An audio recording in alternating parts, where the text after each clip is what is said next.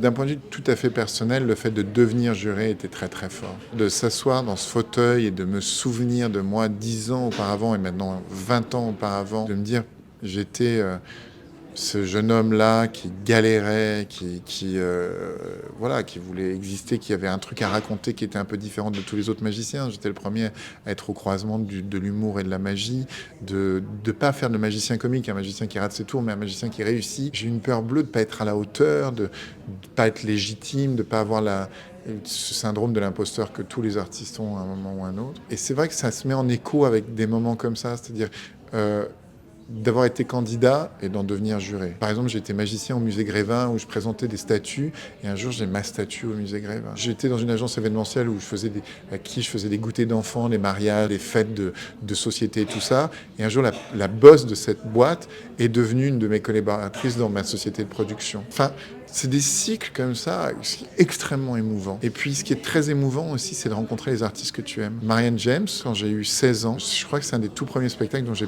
payé moi-même ma place avec des petits boulots que je faisais l'été. Et j'ai emmené ma petite sœur, qui s'en souvient encore, et c'est la première fois que j'ai invité ma petite sœur au théâtre. Et un jour, je suis assis à côté de Marianne, et c'est ma collègue.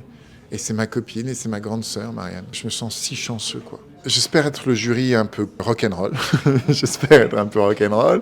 J'espère être juste. J'espère être de pas trop me prendre au sérieux et pas trop prendre au sérieux aussi ce que font les gens. J'aime pas quand je me prends au sérieux, j'aime pas quand les autres se prennent au sérieux. J'espère être drôle et j'espère faire voir aux gens la qualité du travail de l'artiste qui est en face de nous.